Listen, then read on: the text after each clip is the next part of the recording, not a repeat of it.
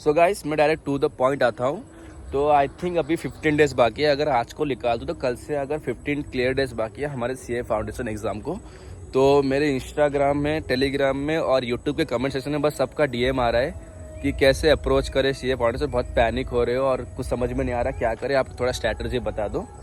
तो कुछ नहीं, मैं आपको एक प्रॉपर वे बताता हूँ जिससे कि आप प्रिपरेशन कर सकते हो। बिकॉज मैंने भी खुद क्लियर नहीं किया, बट जो मैं फॉलो कर रहा, अगर आप हो सकते तो उसको फॉलो कर सकते हो। फर्स्ट ऑफ ऑल हमारे हाथ में कुछ नहीं है, हम अपना 100% दे देंगे या 200% दे देंगे। बाकी वो ICAI के ऊपर डिपेंड करता है, ऊपर वाले के ऊपर डिपेंड करता है कि वो हमें पास करेगा कि नहीं। बिकॉज आप जितना भी एफर्ट डालो, अगर ऊपर वाले का कुछ मर्जी नहीं रहेगा तो कुछ भी करो फेल होगे। बिकॉज उसके ऊपर तो कुछ हमारा हक नहीं है।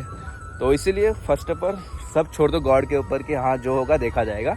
बस हम अपना 100% 200% दे देंगे। ओके, तो फर्स्ट पॉइंट बोलता हूँ, अगर आपका सिलेबस कंप्लीट हो चुका है और आपने 1-2 बार MTP सॉल्व और 2-3 बार टेस्ट दे चुका है तो आपको वरी अबाउट होने की ज़रूरत नहीं। बस आपको पैनिक कर रहा है बस आपका माइंड के अंदर, वरना आपका आराम से निकल जाएगा। बिकॉज आपका सिलेबस डन है, MTP RTP डन है और टेस्ट डन है। और दोस्त जिसका सिलेबस अभी कंप्लीट हुआ है रिसेंटली और उन्होंने MTP RTP टेस्ट वगैरह कुछ दिया नहीं है और उनको सॉल्व करने के टाइम थोड़ा पैनिक हो रहा है कि मुझसे सॉल्व नहीं हो रहा, तो उनके लिए मैं थोड़ा बात बता दूंगा कि क्या क्या स्ट्रैटेजी फॉलो कर सकते हो। रुको भाई, हाथ दुख रहा है। हाँ, सो मैं डायरेक्ट इंडिविजुअल चैप्टर वाइज, मतलब कि इंडिविजुअल सब्जेक्ट वाइज आपको प्रॉपर बताता हूँ क्या क्या आप कर सकते हो। स्टार्टिंग करता हूँ मैं अकाउंट्स का, ठीक है। अभी आई थिंक 15 डेज़ क्लियर बाकी है, तो आफ्टर 12 डेज़ के बाद तो कुछ 3 डेज़ तो अकाउंटिंग को आप देने वाले हो, वरना 3 डेज़ नहीं दोगे तो आपको फिर प्रिपरेशन में बहुत हमपर हो जाएगा। क्या करना, सबसे पहले ये जो 12 डेज़ बाकी है, अभी आई थिंक हमारे अकाउंटिंग में 11 चैप्टर्स है। उसमें सब यूनिट कितना है, वो जो कंपनी में अगर देखो तो 5 यूनिट, रिडम्पशन और डिवेंचर, प्रेफरेंसर वगैरह वगैरह। तो आप क्या ना, एक दिन में एक चैप्टर कंप्लीट करना। अगर आपका सिलेबस कंप्लीट हो गया है तो आप एक चैप्टर में इंपॉर्टेंट जिसको आपने टिक किया होगा, हाँ ये वाला इंपॉर्टेंट क्वेश्चन है, उसको बस सॉल्व कर देना। और बाकी MTPs RTPs कर देना। मतलब MTP RTP जो इंपॉर्टेंट लगता है आपको, PYQs में जो इंपॉर्टेंट लगता है उसको कर देना। और आपको अप्रोच बोलूँ कैसा करेगा, अगर आप एग्जांपल दो, आप अगर फाइनल अकाउंट कर रहे हो तो उसको पूरा मत बैठ के करना कि हमें पूरा सॉल्व करना, नहीं। उसका देखो इंपॉर्टेंट एडजस्टमेंट क्या क्या है। मतलब कि अगर फाइनल अकाउंट में आप देख रहे हो तो उसमें बड़ा सब पॉइंट है। तो आपको तो डेप्रिसिएशन का पॉइंट पता है और आपका इन्वेस्टमेंट का पॉइंट पता है। अगर आपको देखो कौन सा ट्रिकी लैंग्वेज लग रहा है, मतलब कि ये न्यू पॉइंट है जो ICAI ने पूछा है, उसको फोकस करो। बाकी आप टैली हिसाब से कर दो, बस एक क्वेश्चन सॉल्व करो। बाकी टैली मतलब कि कैलकुलेटर पर साइड बाय साइड कर दो। जैसे BRS आप मत लिखना कि to the opening balance of cash book, वो मत लिखना, बस डायरेक्ट प्लस माइनस करके लिख देना। इंडिविजुअल चैप्टर में एक एक क्वेश्चन करना, वो थोड़ा मतलब कि थोड़ा जिसमें पूरा कॉन्सेप्ट क्लियर हो जाए, ठीक है। तो वो रहा आपका अकाउंटिंग में। और अकाउंट में एक और बेनिफिट क्या, आप टाइमर लगा सॉल्व करना। बिकॉज एग्जाम के टाइम पे 3 आवर्स रहेगा और आप एक बार भी फाइनल अकाउंट करो या पार्टनरशिप करोगे तो आपका मिनिमम 25 मिनट्स लग जाएगा 10 मार्क के क्वेश्चन में। तो आप टाइमर लगा के अभी से एफिशिएंसी बढ़ा दो, वरना एट द एग्जाम के टाइम पैनिक होगा तो कुछ फायदा नहीं, आपका पेपर छूट जाएगा। और मैं अभी जाता हूँ लॉ की तरफ। लॉ में आप क्या कर सकते हो, लॉ में तो नो कॉम्प्रोमाइज़। अगर आपने सिलेबस पूरा कंप्लीट किया है तो वेरी वेल। अगर मुझे बहुत सारे DM आते हैं कि भाई मैं इंडियन कॉन्ट्रैक्ट एक्ट छोड़ दूंगा बिकॉज इंडियन कॉन्ट्रैक्ट एक्ट हो रहा नहीं है, तो ये सबसे बड़ी गलत बात है। Indian contract act 32 marks carry करता है, तो अगर उसको छोड़ दोगे तो आप बस 68 मार्क्स का ही अटेम्प्ट देने जा रहे हो। और एक बात सोच लो कि 100% जो पढ़ के बैठे हैं उसको भी 40 मार्क नहीं पता, फेल हो जाता है। तो सबसे पहले आप इंडियन कॉन्ट्रैक्ट अगर हुआ भी नहीं है तो आई थिंक आप यूनिट नंबर 5, 6, 7, 8, 9 उतना भी कर दोगे तो आपका 18 मार्क्स कैरी हो आराम से कवर हो जाएगा। और अभी भी आराम से कर सकते हो, कुछ ऑलरेडी वन शॉट देखो, एक दिन में 2 यूनिट कंप्लीट कर दो तो आई थिंक कितना टाइम के अंदर हो जाएगा, 3 दिन के अंदर आपका हो जाएगा। आपको मैं अगर चैनल भी रेकमेंड करूँ तो अनअकैडमी 360 फाउंडेशन में शांतम सर वन शॉट सारे अवेलेबल के, उनको बस देख लो तो आपको एक गो थ्रू तो होगा, रेदर दिन आप स्किप करोगे, बस एक बार देख लेना आपको हो जाएगा।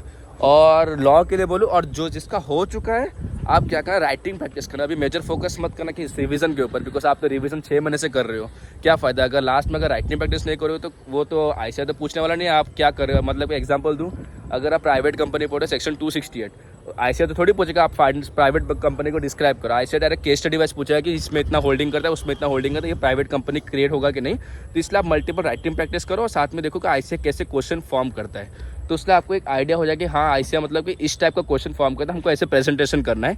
अगर आप अभी आप पूछोगे कि कैसे मैं अभी प्रिपरेशन करूं, मतलब कि राइटिंग प्रैक्टिस किससे करूं, आप शांतम सर का व्लॉग मतलब कि अवेलेबल है, उनका 12 घंटे का मैराथन, उनको एक बार फिगरिंग आउट कर दोगे तो आपको पूरा डाउट क्लियर हो जाएगा कि कैसे मैं उसको अप्रोच कर सकता हूँ। लॉ, प्रोविज़न, फैक्ट सब उनके आ जाएगा, ठीक है। बाकी रहा अभी अकाउंटिंग के बाद मैथ्स, जिससे हाँ मैथ्स का, जिससे मैं भी डर लगता है, जिसको मैंने भी उसको सिलेक्ट भी पढ़ा हूँ। तो मैथ्स के लिए आप क्या कर सकते हो, अगर आपने सिलेक्टिव पढ़ा है तो आप उसको ही रिवीजन करो, मतलब कि ICA मॉड्यूल के तो आपने सारे क्वेश्चन सॉल्व कर दिए होगे, तो उसके बाद MTP RTP PYQs कर देना। अगर आप बोलोगे MTP RTP कहाँ पे मिलेगा, तो ICA के वेबसाइट पे अवेलेबल है, MTP RTP PYQ सारे अवेलेबल है। वरना अगर आपने इंडिविजुअल कौन सा भी परचेस किया है, टैक्समैन का कौन सा भी स्कैनर, तो वेरी बेस्ट है, आप उस टैक्समैन को प्रिपेयर मतलब कि फॉलो कर सकते हो। बिकॉज मैंने तो इंडिविजुअल स्कैनर परचेस किया हो, तो मैं उससे फॉलो करा। बिकॉज मैथ्स में वही है, कॉन्सेप्ट का कुछ काम होने वाला नहीं है, बस फॉर्मूला रिवाइज करो और मल्टीपल क्वेश्चन सॉल्विंग करो। और अगर नॉन मैथ स्टूडेंट तो आपको कुछ चैप्टर में आपको रेकमेंड करता हूँ, वो चैप्टर देखना, आपको हो जाएगा। So time value of money, logical reasoning, measure of centre tendency and dispersion, sampling और index number and ratio proportion indices, logarithm को छोड़ सकते हो, और equation, correlation, regression and permutation combination, इतना भी कर दोगे तो आपका आराम से 75% का कंप्लीट हो जाएगा। उसके अंदर आराम से 40 मार्क्स तो आ जाएगा। सो बाकी रहा इकोनॉमिक्स, जो सबको डर लगता है कि भाई MCQ बन रहे नहीं है, क्वेश्चन सॉल्व हो रहा है बट MCQ नहीं बन रहे, तब सबसे पहले आपने तो अपना नोट्स बनाया होगा, तो उसको पहले नोट्स से, मतलब कि अगर आप इकोनॉमिक्स को दिन में शेड्यूल में 3 आवर्स टाइम दे रहे हो, तो 3 आवर्स में 1.5 आवर्स दो रिवीजन करने के लिए और 1.5 आवर्स दो इंडिविजुअल चैप्टर के MCQ करने के लिए। और ट्राई करना MCQ आपका प्रॉपर फ्लो में हो जाए।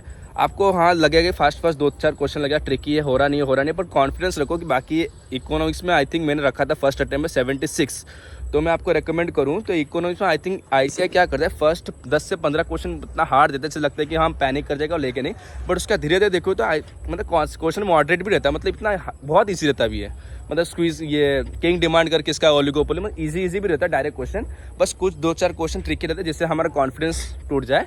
बाकी ये तो इकोनॉमिक्स का हो गया। और इकोनॉमिक्स में अगर आपको MCQ प्रैक्टिस भी करना है, और मैं अगर आपको, अरे रुक रहा है, हाथ दुख रहा है भाई, हाँ अगर आपको मैं इकोनॉमिक्स का MCQ करना है और आपको प्रॉपर चैनल नहीं मिल रहा किससे करोगे, तो मैं YT पे लव सर अवेलेबल, उनका दे दनादन सीरीज चल रहा है अभी YT पे, उनका रेगुलर देख लो, क्योंकि वो MCQ बढ़िया, उनका कॉन्सेप्ट थोड़ा वो स्क्रिप्ट कर लेते हैं, मतलब समरी कर लेते हैं, डिटेल्स में नहीं पढ़ाते, बट उनका MCQ बहुत बढ़िया पढ़ाते हैं वो, उनको बस 2x में देख लेना, बस मल्टीपल MCQ सॉल्व कर देना, हो जाएगा।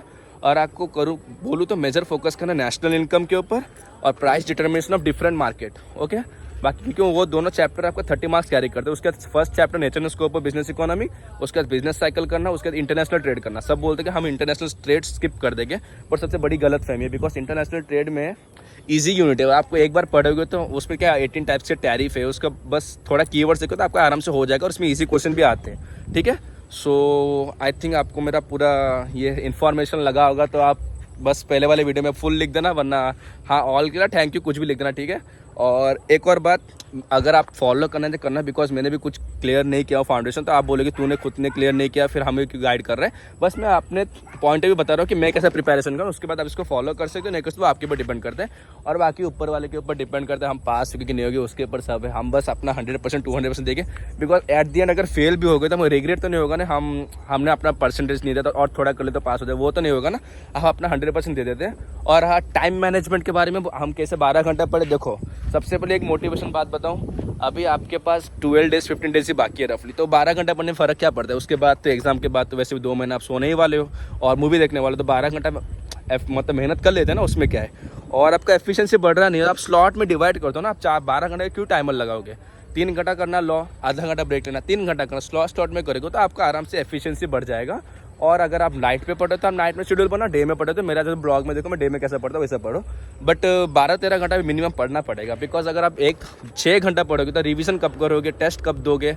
12 घंटा पढ़ो तो क्या होगा, 4 घंटा रिवीजन में दे दोगे, 4 घंटा MCQ दे दोगे, 2 घंटा टेस्ट में दे दोगे, तो आपका आराम से एफिशिएंसी हो जाएगा और कॉन्फिडेंस बिल्ड हो जाएगा कि हाँ इस बार हो जाएगा।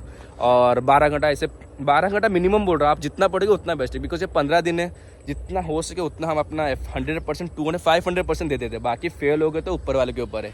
सो होप आपको मेरा ये वाला ब्लॉग अच्छा लगा होगा, तो आप तो इतना प्यार कर रहे हो, 3K सब्सक्राइबर हो गया with in 2 months, so very well. So अगर आपको मेरा ये वीडियो अच्छा लगा होगा तो लाइक शेयर सब्सक्राइब करना मत भूलना, और साथ में मैंने अपना इंट्रो नहीं बोला, सो चलो स्टार्ट करते हैं बिना, भाई ये कौन सा डायलॉग है, मैं क्या बोला था पहले, हाँ तो सावधान है, 70 देखते रहे सियासपिन जगदीश ब्लॉग। तो चलो राधे राधे।